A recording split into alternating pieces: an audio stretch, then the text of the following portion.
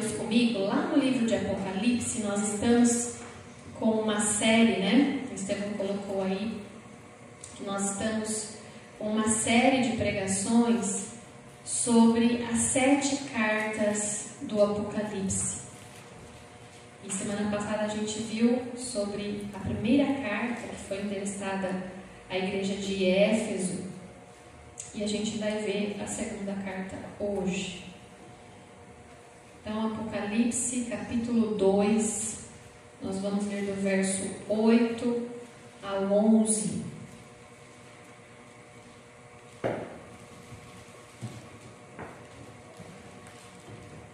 Apocalipse 2, do verso 8 ao verso 11, a palavra de Deus diz assim: Ao anjo da igreja em Esmirna escreva: Estas coisas diz o primeiro e o último, que esteve morto e tornou a viver.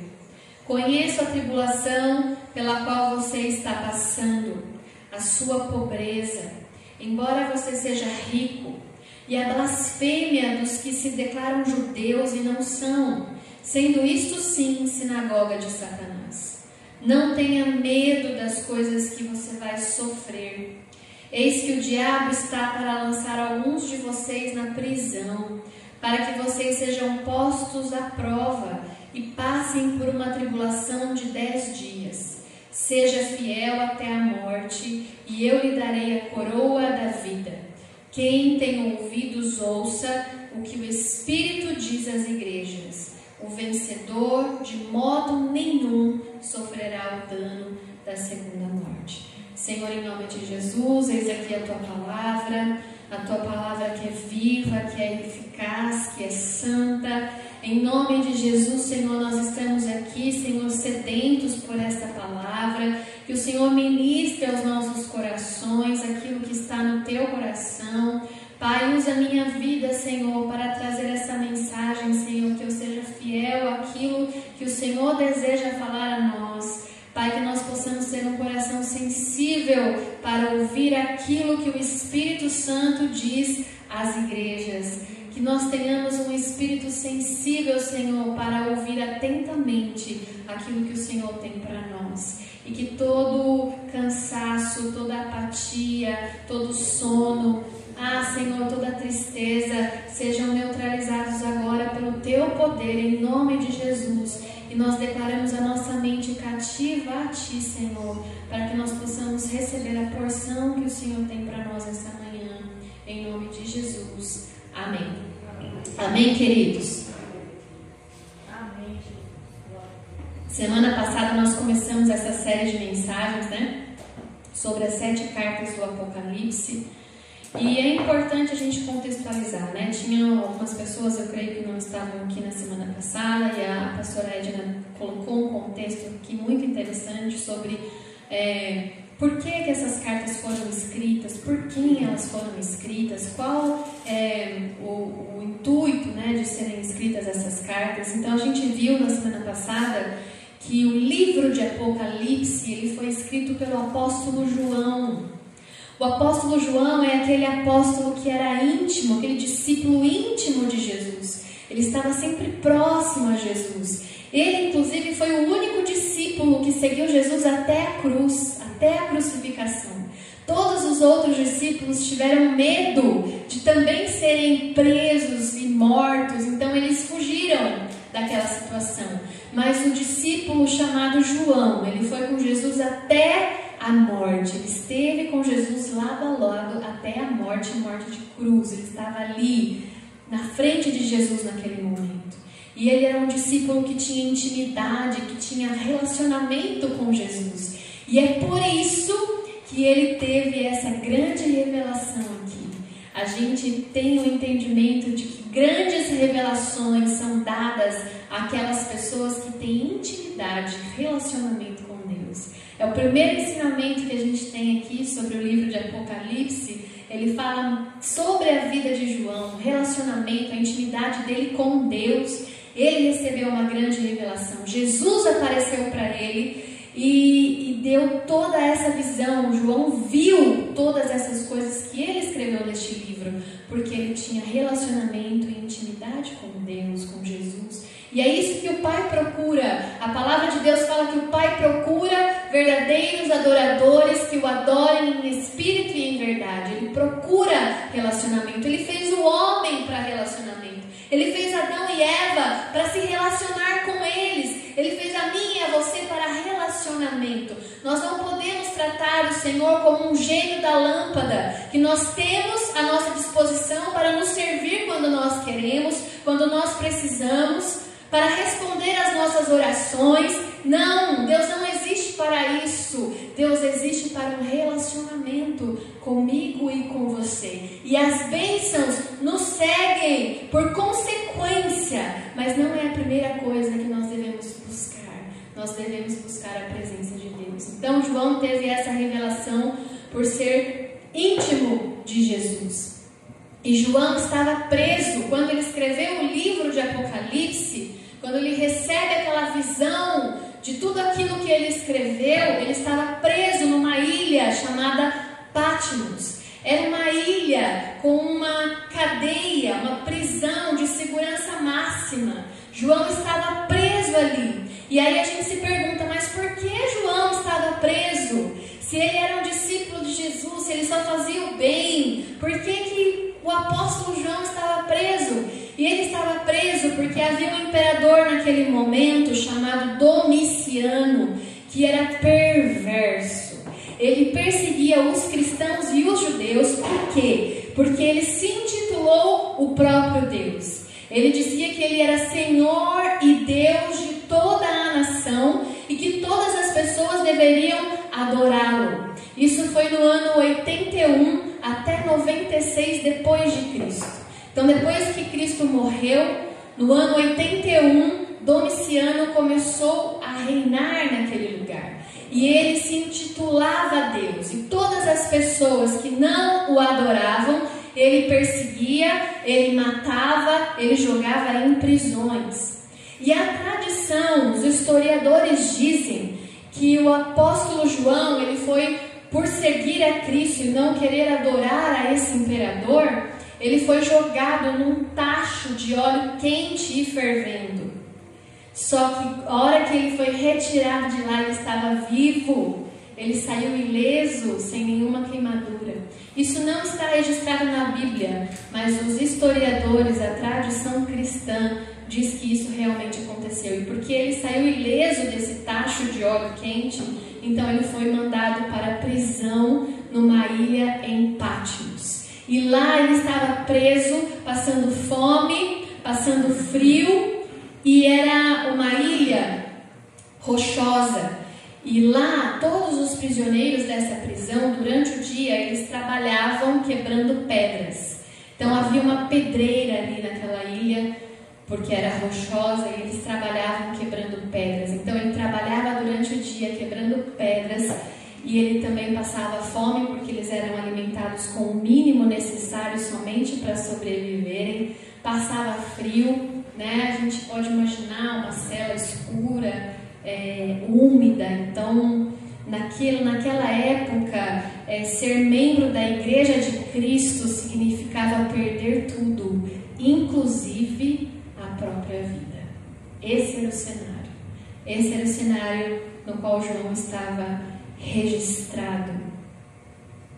E não há registro também na Bíblia sobre a morte de João, né? Nós temos registros sobre a morte de outros discípulos, outros apóstolos, mas de João não tem um registro na Bíblia. Mas os historiadores também, a tradição cristã, diz que depois que esse imperador perverso, esse Domiciano, ele morreu, João teria sido liberto dessa prisão. Ele voltou para Éfeso, voltou a morar onde ele morava antes, e ele morreu de causas naturais em sua velhice, né? Essa é a tradição que nos conta sobre a morte de João. Apocalipse é o livro da revelação, né? Jesus mostra para João aquilo que estava acontecendo e aquilo que iria acontecer. É o livro da revelação dos últimos dias, e foi dado a João mais ou menos no ano 90 depois de Cristo. E esse livro ele foi escrito por João para as 7 igrejas principais que haviam naquela época, né? Igrejas que foram fundadas pelo apóstolo Paulo e que já tinham uma liderança constituída. Então eram 7 igrejas, principais igrejas que haviam naquela região, naquela época, e elas tinham os seus pastores, havia uma consolidação naquelas igrejas, elas já existiam há algum tempo, e aquelas igrejas elas se situavam na região que hoje é a Turquia. Hoje, onde é a Turquia, que se localizavam essas 7 igrejas.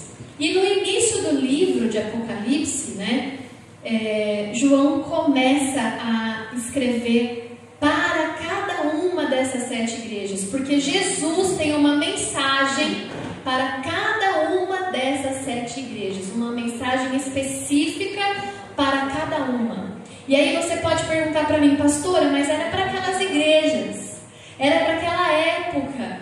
O que tem a ver aquela época com a nossa época? O que tem a ver aquela igreja com a minha igreja hoje? O que tem a ver isso comigo? E a gente sabe que a palavra de Deus ela é atemporal. Ela serve para todos os dias, em qualquer época, em qualquer ano. Ela é atemporal. A palavra de Deus é viva e eficaz e ela serve para denunciar a realidade da igreja atual também, individual e coletiva. Então, cada igreja, cada carta escrita para cada igreja daquela época serve para a nossa igreja hoje, não só a nossa aqui, mas as igrejas que existem no mundo, e servem para nós individualmente, porque nós somos igreja individual. Nós somos casa espiritual, onde Jesus habita, onde o Espírito Santo habita. Nós somos chamados para ser casa espiritual. Então Deus, nesse livro de Apocalipse, mais especificamente essas 7 cartas escritas por João no Apocalipse, Deus fala para a igreja e não para o mundo lá fora. É para nós. Por isso nós estamos estudando, porque é importante nós termos consciência e conhecimento, porque foi escrito para nós, para a igreja do Senhor. Então Deus fala para nós. E é interessante que as cartas elas falam do desenvolvimento da igreja desde o Pentecostes até o arrebatamento. Então, desde o Pentecostes, a igreja começou ali, porque Jesus falou: ficai em Jerusalém até sejais revestidos de poder, né, pelo Espírito Santo. E depois que eles começaram a sair e pregar o Evangelho de Deus, depois que eles receberam o Espírito Santo em Pentecostes, ali começa a igreja. E a igreja vai permanecer até o arrebatamento, que é quando Jesus vem buscar a sua igreja. Então, isso que a gente vê no livro de Apocalipse, né, através principalmente dessas 7 cartas, elas vão falar sobre o desenvolvimento da igreja desde o Pentecostes até o arrebatamento, demonstrando o desenvolvimento da apostasia. A gente ouve muito falar sobre apostasia, né? Mas o que é isso, né? A apostasia é o afastamento da sã doutrina, o afastamento da palavra pura, fiel e genuína de Deus. E como que acontece esse afastamento? Como que acontece essa apostasia? Pelo desconhecimento da palavra de Deus. Por isso que nós, nesta igreja, nós prezamos por falar a palavra de Deus, por ensinar a palavra de Deus pura e simples, mesmo que ela não nos agrade, porque na maioria das vezes ela não vai nos agradar. Às vezes a palavra vem nos confortar, mas a maioria das vezes ela vem nos confrontar, porque nós precisamos conhecer a palavra de Deus para não sermos enganados e não nos afastarmos da palavra genuína e fiel que o Senhor nos deixou. Deus nos fala na palavra que o povo perece por falta de conhecimento. Então, por isso é importante conhecermos aquilo que está escrito neste livro tão maravilhoso. Amém? Amém. Bom, na semana passada nós falamos sobre a primeira carta que foi escrita à igreja de Éfeso. Era uma igreja que combatia o falso ensino, combatia os falsos mestres, mas, porém, tinha deixado o primeiro amor. Aquela igreja de Éfeso executava bem as coisas no automático, no natural, mas não era mais Jesus e nem o Espírito Santo que agia ali. E nós fomos convidados a refletir sobre isso. Semana passada nós fomos convidados a refletir sobre essa igreja. Quantas igrejas hoje, igrejas pequenas ou igrejas grandes, elas funcionam bem, mas será que Jesus está ali? Será que Jesus está sendo o centro? Será que é o Espírito Santo que está agindo e movendo, ou será que é o próprio homem que está fazendo?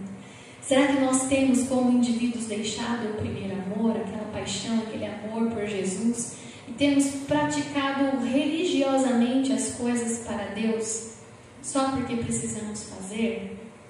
Foi uma reflexão que nós tivemos na semana passada.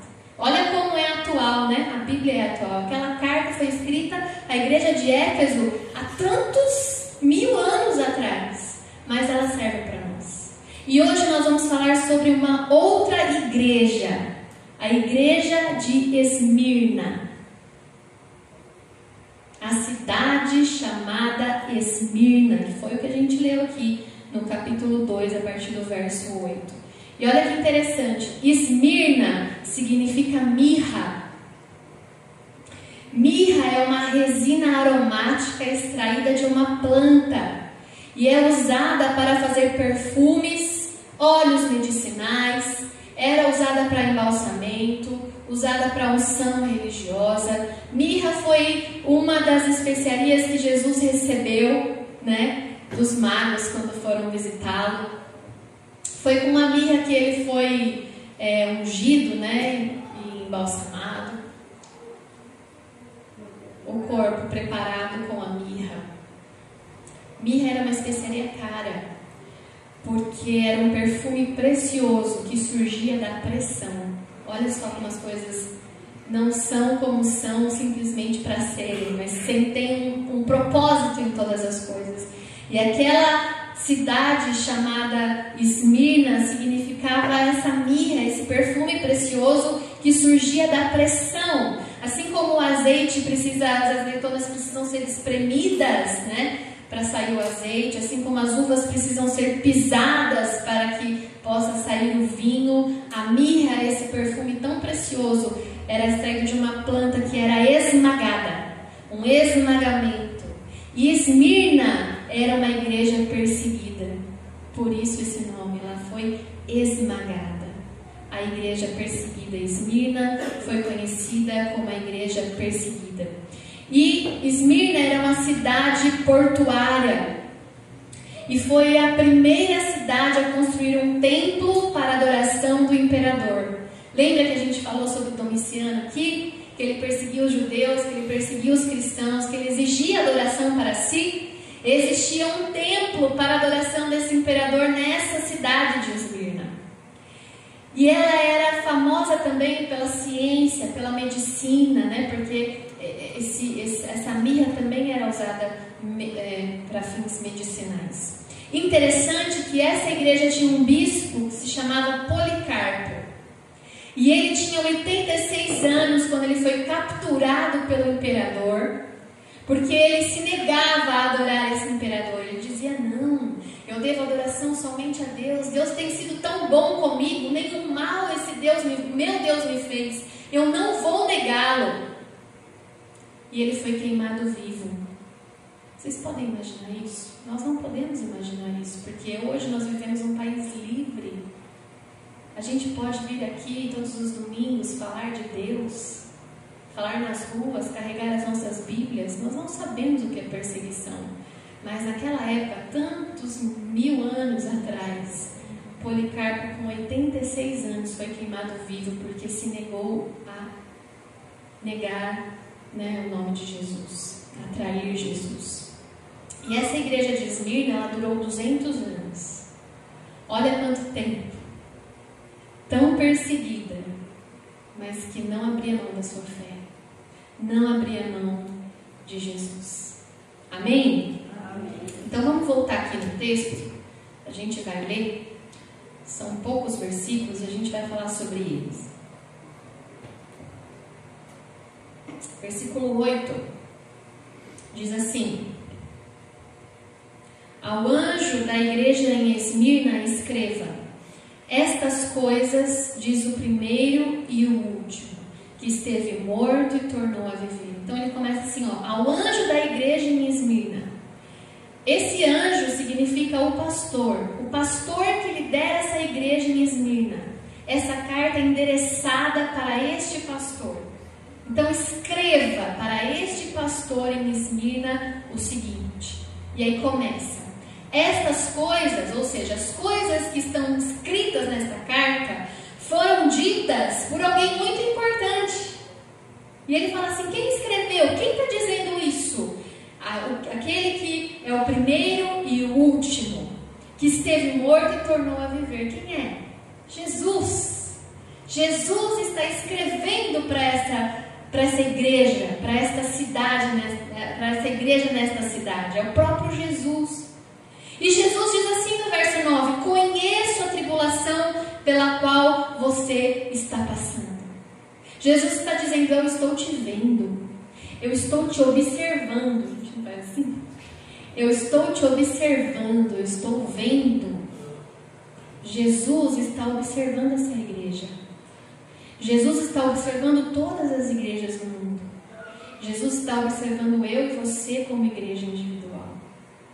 E Ele está vendo muitas vezes a tribulação pela qual nós estamos passando como igreja. E a tribulação como você, como igreja, está passando individualmente. Ele sabe das suas dores, Ele sabe das suas dificuldades, Ele conhece o seu coração, Ele conhece o nosso coração e as intenções do nosso coração. E Ele está atento, Ele está vendo. E aí Ele continua assim, ó: conheço a sua tribulação, a sua pobreza, embora seja rico. Olha que interessante. Conheço a sua pobreza, embora você seja rico. Sabe o que acontecia naquela época, naquela cidade? Como os cristãos eram perseguidos, o governo, o imperador, confiscava os bens dos cristãos, confiscava os bens da igreja. Por isso que ela era pobre. Aquela cidade era uma cidade rica, era uma cidade portuária, era uma cidade que tinha mirra, que fazia óleos e perfumes caros e preciosos. Mas aqueles cristãos eram pobres, porque os seus bens eram confiscados. Ah, você não vai me adorar? Dizia o imperador. Você não vai se prostrar diante de mim? Eu sou a religião, o imperador falava. Não existe outro Deus além de mim. Vocês não vão se render?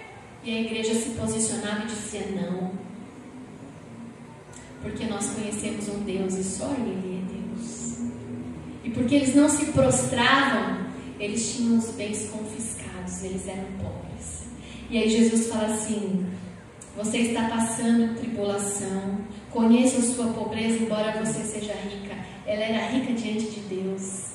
Aquela igreja era rica diante de Deus. Ela não tinha bens, ela não tinha dinheiro, mas era rica diante de Deus. E Deus está olhando para nós.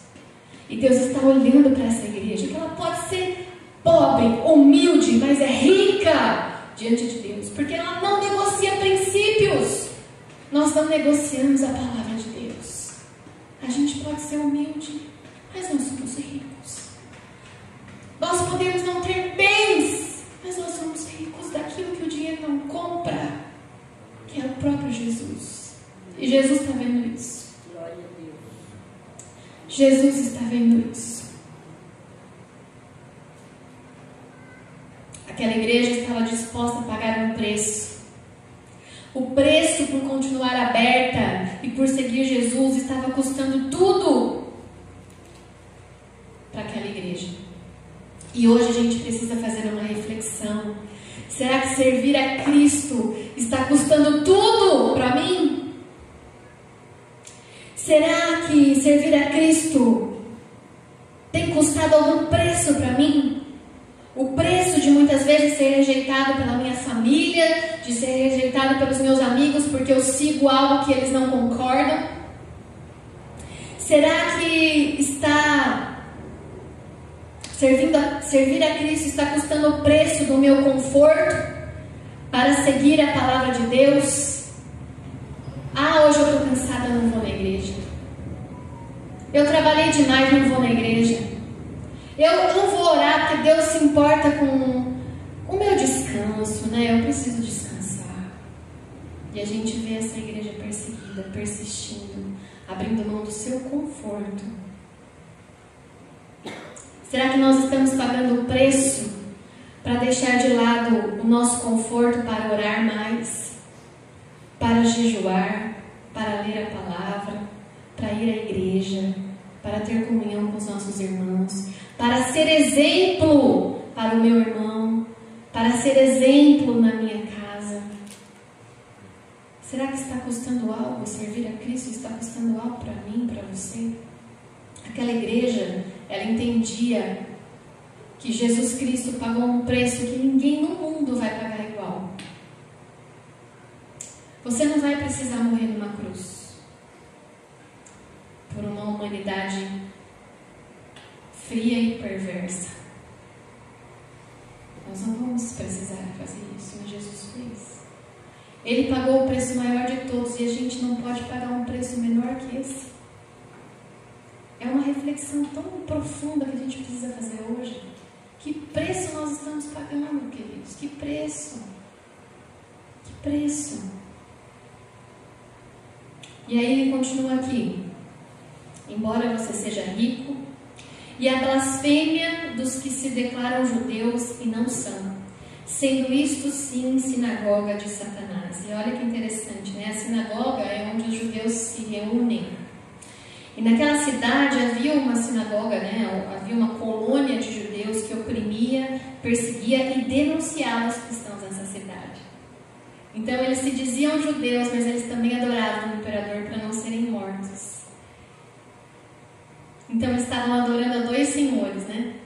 Ao Deus, que eles diziam ser Deus deles, e ao imperador para não serem mortos. E além disso, eles denunciavam os cristãos que não estavam de acordo com aquele governo. Por isso que Jesus disse aqui, eu estou vendo isso. E eles são sinagoga de Satanás, não de Deus. Essa é a explicação dessa parte. E é interessante que toda a carta, a gente viu a estrutura da carta, né? A carta tem um endereçamento para quem ela é, para o pastor daquela igreja.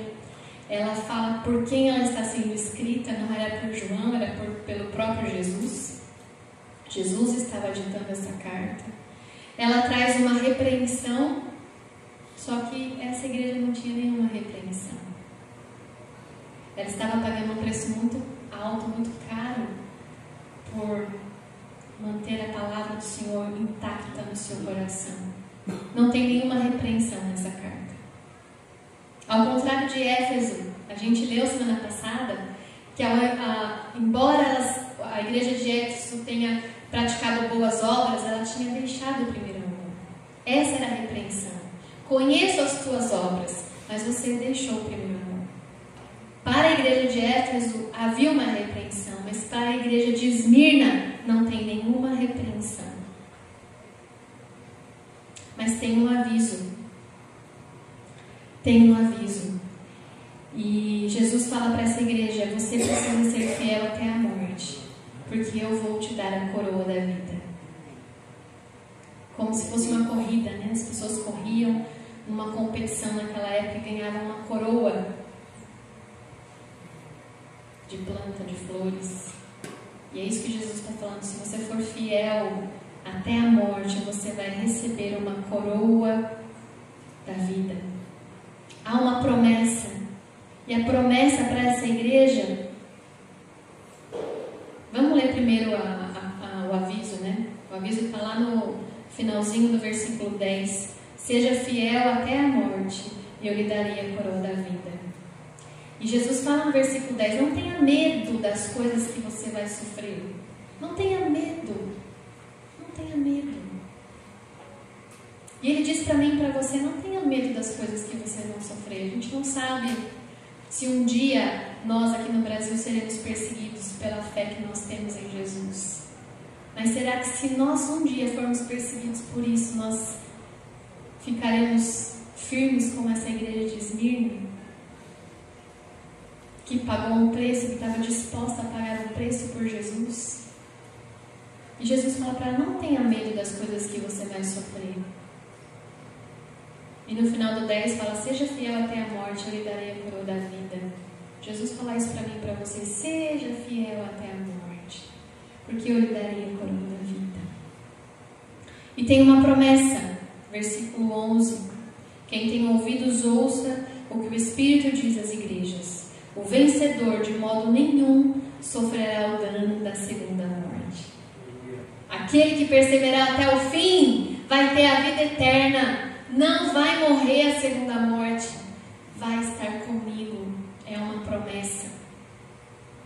E eu quero que você vá comigo em Apocalipse mesmo, no capítulo 21. Capítulo 21, verso 8.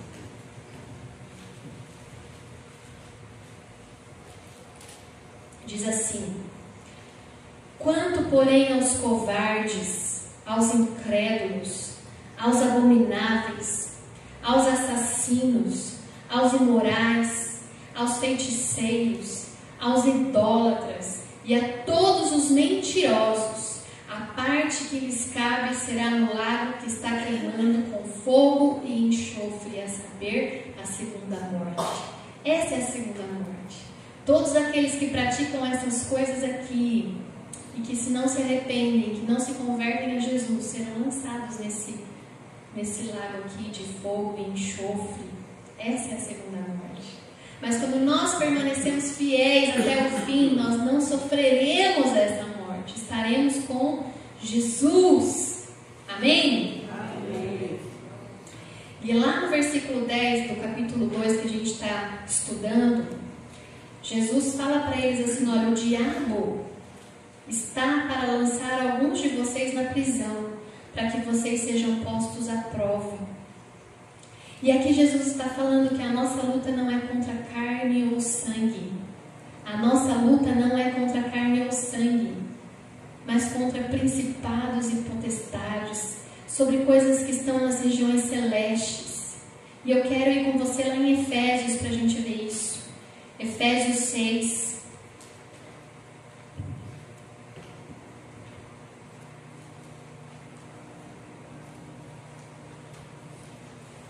Efésios 6, versículo 12. Efésios 6, versículo 12 vai nos ensinar. E diz assim, porque a nossa luta não é contra o sangue e a carne, mas contra os principados e as potestades, contra os dominadores deste mundo tenebroso, contra as forças espirituais do mal nas regiões celestiais. A nossa luta não é contra pessoas, a nossa luta é contra principados e potestades. E é tão linda a palavra de Deus, ela se explica. A gente consegue ter todas as explicações na própria palavra de Deus. E lá em Romanos, no capítulo 8, vai nos dizer que nada poderá nos afastar do amor de Deus que está em Cristo Jesus. Nada, absolutamente nada. E aquela igreja de Esmirna, ela conhecia essa palavra, ela tinha essa revelação desse versículo 35 de Romanos 8. Por isso que ela permaneceu fiel até o fim, porque ela tinha essa revelação. E nós precisamos ter essa revelação de que nada nos separará do amor de Cristo. Por isso que nós precisamos ficar firmes. Nós precisamos dessa revelação. Senhor, revela-nos a nós, aos nossos corações, essa palavra, Senhor. Romanos 8, 35 diz assim: quem nos separará do amor de Cristo? Será a tribulação, ou a angústia, ou a perseguição, ou a fome, ou a nudez, ou o perigo, ou a espada? Como está escrito, por amor de ti estamos entregues à morte continuamente. Fomos considerados como ovelhas para o matadouro. Em todas estas coisas, porém, somos mais que vencedores por meio daquele que nos amou. Porque eu estou bem certo de que nem a morte, nem a vida, nem os anjos, nem os principados, nem as coisas porvir, nem os poderes, nem a altura, nem a profundidade, nem qualquer outra criatura poderá nos separar do amor de Deus que está em Cristo Jesus, nosso Senhor. Nada poderá nos separar do amor de Deus, nem a morte, nem a tribulação, nem a angústia, nem a fome, nada, nem a perseguição, nada. Aquela igreja de Esmirna tinha essa revelação, que embora eles estivessem passando por essa situação tão aflita, essa situação tão angustiante, eles sabiam que nada poderiam separá-los do amor de Deus que está em Cristo Jesus. E isso é conosco, com a igreja e conosco individualmente. Nada poderá nos separar de Deus. Nada. Nada poderá nos separar do amor de Deus que está em Cristo Jesus. Esmirna era uma igreja perseguida. A gente viu aqui. Ela era esmagada pela realidade. Seus membros eram perseguidos e mortos. Seus líderes. Mas ela permanecia. E aí eu te pergunto, será que essa é a nossa realidade hoje? Será que nós, como igreja, também somos uma igreja perseguida? No nosso país, nós não somos uma igreja perseguida. Ninguém é preso pela igreja, ninguém é preso pela sua fé, ninguém é morto pela sua fé no nosso país, não. Mas essa igreja existe hoje em muitos lugares. Em muitos lugares. Eu fiz uma pesquisa e mais de 380 milhões de cristãos são perseguidos no mundo. A gente tem noção desse número? Mais de 380 milhões de cristãos são perseguidos no mundo. E eu vou dar aqui alguns países que praticam essa perseguição. Coreia do Norte é uma perseguição ferrenha contra os cristãos. Não se pode ter Bíblia. Quem tem uma Bíblia é preso. Somália, Paquistão, Sudão, Líbia. E um país que está sendo notícia ultimamente, que embora a mídia tradicional não apresente para nós, mas graças a Deus nós temos a internet. E a gente consegue ter essa informação de outras formas, né? Nigéria.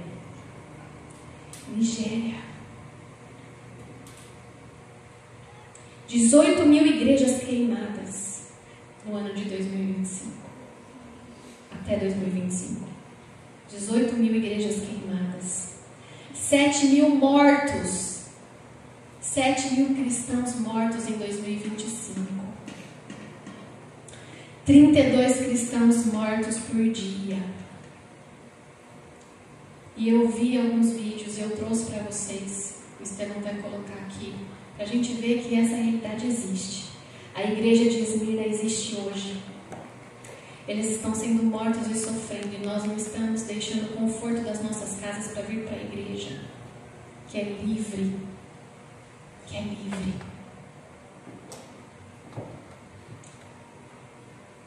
Eles estão sendo perseguidos na Nigéria.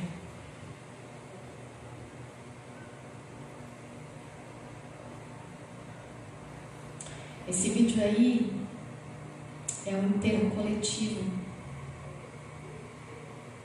Muitos cristãos foram mortos. Não sei se dá para ver. Rosa, dá uma apagada na luz aí, vamos ver se melhora. Por favor. Pode apagar tudo. Isso.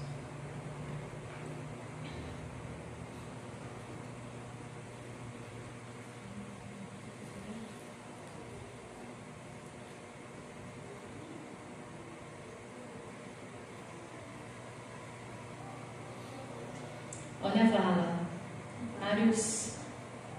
Vários caixões. É um enterro coletivo, pela perseguição aos cristãos. E o mais triste é que em alguns enterros coletivos, os grupos extremistas, os que são anticristãos, eles chegam ali e matam as pessoas que estão velando os seus parentes.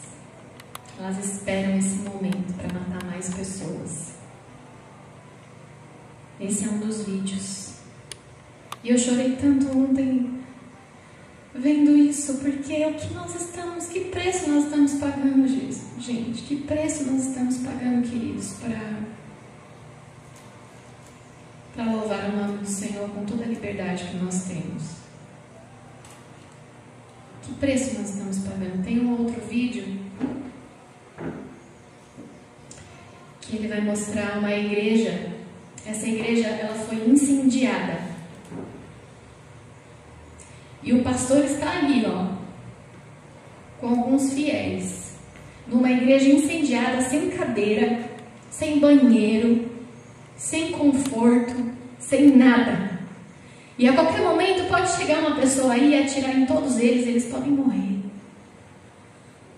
Mas eles escolheram pagar um preço, porque eles sabem que nada poderá separá-los do amor de Deus que está em Cristo Jesus.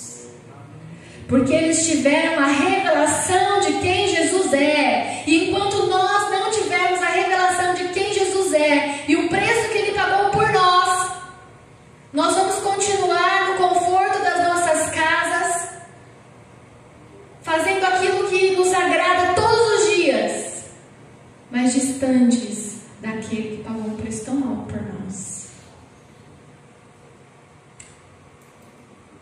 Como nós temos sido? Eles estão num prédio a céu aberto, sem cadeira, sem banheiro, sem nada. Podendo ser mortos. Aqui não tem o som, mas eles estão cantando. Eles estão cantando na língua deles. Não estão escondidos, com medo, orando nas suas casas. Eles estão ali, pagando um preço para servir a Jesus. Qual o preço que nós temos pago por esse Jesus? Pode tirar esse telão já. Pode acender, Rose. Obrigada. Qual o preço que nós estamos pagando? E tem um outro testemunho que eu ouvi esses dias, até compartilhei no pequeno grupo uma oportunidade. Cuba, na época de Fidel Castro, também era um país perseguido, que perseguia, na verdade, um país que perseguia os cristãos, que perseguia a igreja. E existia um pastor lá, chamado Hernandes, e ele foi preso por Fidel Castro. E quando ele foi preso, Fidel Castro falou para ele: nega Jesus, senão você morre. Nega Jesus, senão você e a sua família vão morrer. E aquele pastor falou: eu não posso negar o meu Jesus. E aí toda a família dele foi presa. A mulher, uma filha de 3 aninhos e uma outra filha de 5 anos. E num dia de manhã, chegaram na cela dele e falaram assim: nega Jesus, senão a sua família vai morrer. E levaram ele numa janela. E a hora que ele viu o pátio lá embaixo, era sua filha de 3 aninhos, vendada, amarrada. E eles diziam: negue a Jesus, senão a sua filha vai morrer. E diante daquilo ele começou a cantar: estou seguindo a Jesus Cristo, desse caminho eu não desisto. Estou seguindo a Jesus Cristo, atrás não volto, nunca jamais. E atiraram na filha dele, e ela morreu. Veio a segunda, 5 anos, com os olhos vendados e amarrada. Nega Jesus Cristo, senão a sua outra filha morre. E ele cantou de novo: estou seguindo a Jesus Cristo, desse caminho seguindo a Jesus Cristo, atrás não volto nunca jamais. E aqueles soldados mataram sua filha. Aí eles trazem a sua esposa, vendada, amarrada. Nega Jesus Cristo, senão a sua esposa também morre. E aquele pastor começa a orar e fala: Deus, eu não aguento. A minha esposa, não, Deus, eu não consigo. E a esposa lá embaixo grita: Hernandes, não negues, não negues. E aí ele canta de novo: estou seguindo a Jesus Cristo, desse caminho eu não desisto. Estou seguindo a Jesus Cristo, atrás não volto nunca jamais. E aí falam para ele: você nega Jesus Cristo, senão você que vai morrer. E ele fala: não, vou negar Jesus. E aí chegam para vendar os olhos dele e falam: não me vendes, não coloque a venda em mim, porque eu quero olhar para Jesus, que vai me receber na glória. E ele morre cantando. A palavra de Deus diz que Estevão, quando ele foi apedrejado, ele viu Jesus em pé à direita de Deus para o receber. Os mártires são recebidos assim, em pé por Jesus. E ele morreu cantando que ele estava seguindo a Jesus Cristo e que desse caminho ele não desistia, nunca, jamais. A gente pode se colocar nessa posição? Será que eu e você teríamos a mesma atitude? Aquele pastor, assim como esses nigerianos, eles têm e aquele pastor tinha a revelação de quem é Jesus e de que nada pode nos separar do amor de Deus. Nada, nem a morte, nem a vida, nem a fome, nem a tribulação, nem a perseguição, nada. Existe hoje uma igreja perseguida. Não é a nossa. Ainda não é a nossa. E o que nós estamos fazendo com essa liberdade que nós temos? Falta-nos a revelação de quem Jesus é. Falta-nos a intimidade, o relacionamento e a comunhão com esse Jesus. Falta-nos a revelação do sacrifício que Ele teve por nós. Falta-nos essa revelação. E eu queria que você abaixasse a sua cabeça agora e fizesse uma reflexão. Nós precisamos fazer essa reflexão como igreja. E eu vou colocar uma canção aqui que a gente possa prestar atenção nessa letra, porque ela vai falar aos nossos corações. E ela vai trazer a revelação de quem Jesus é. Porque sem essa revelação nós não ligaremos a nós mesmos para servi-lo. Ah, Jesus, traga-nos a revelação de quem o Senhor é.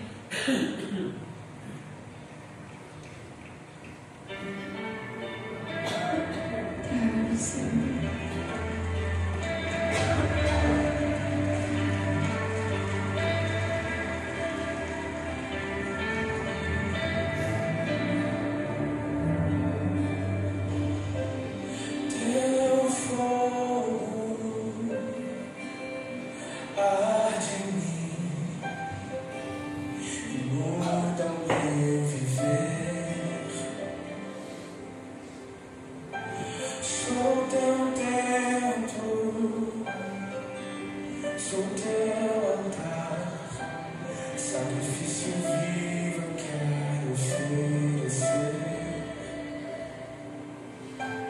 Teu fogo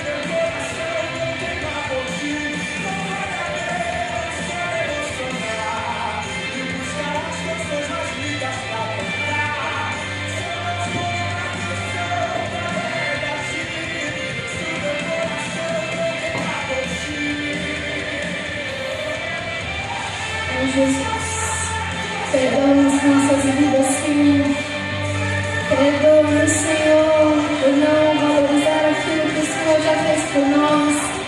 Ah, Senhor, nos perdoa, Senhor. Nos perdoa, perdoa cada um de nós, Senhor, por não entregar a nossa vida como um sacrifício vivo diante de Ti. Um sacrifício vivo, Senhor. Ah, que abre mão de nós mesmos, que abre mão do nosso conforto, para estarmos na Tua casa, servindo a Ti, louvando a Ti. Ah, Senhor, que nada mais neste mundo possa nos separar do amor de Deus que está em Cristo Jesus. Que nós tenhamos essa revelação, a revelação da palavra de Deus nos nossos corações. Nada poderá nos separar do amor de Deus que está em Cristo Jesus. Nada poderá nos separar do amor de Deus que está em Cristo Jesus, nosso Senhor. Oh, Jesus, nós estamos aqui, Senhor, com corações quebrantados, contritos e arrependidos, sabendo que não há lugar melhor para estarmos senão na Tua presença. Ah, Senhor, nós queremos Te dar, Senhor, a nossa alma e não somente os nossos lábios. Queremos ser um sacrifício vivo a Ti, valorizar essa liberdade que nós temos, essa oportunidade que nós temos, Senhor, de ter a Tua palavra, de carregar a Tua palavra conosco, nos nossos corações, no nosso dia a dia. Senhor, que queime, Senhor, queime nos nossos corações a paixão pela Tua palavra, que nós possamos, Senhor, ter zelo e apreço pela Tua palavra. Senhor, em tantos lugares esse livro é proibido, as pessoas, Senhor, guardam uma folha neste livro, Senhor, como um tesouro, e nós temos isso à nossa disposição. Nos perdoa, Senhor, em nome de Jesus, por não valorizarmos esse presente maravilhoso que o Senhor nos deu, por não valorizarmos essas portas abertas, por acharmos que as nossas casas são mais confortáveis do que esta casa, Senhor, que é Tua. Nos perdoa, Senhor. Nos perdoa por não orarmos mais, não jejuarmos mais. Nos perdoa, Senhor. Nos perdoa, Senhor. Ah, Jesus. Obrigada, Senhor, por abrir os nossos olhos, por nos ensinar, Senhor, através dessa igreja desmina, que importa, Senhor, sofrer pelo Teu nome, porque é muito mais o Senhor sofrer por nós. Obrigada, Jesus. Obrigada, que nós possamos ser um sacrifício vivo todos os dias da nossa vida, Senhor.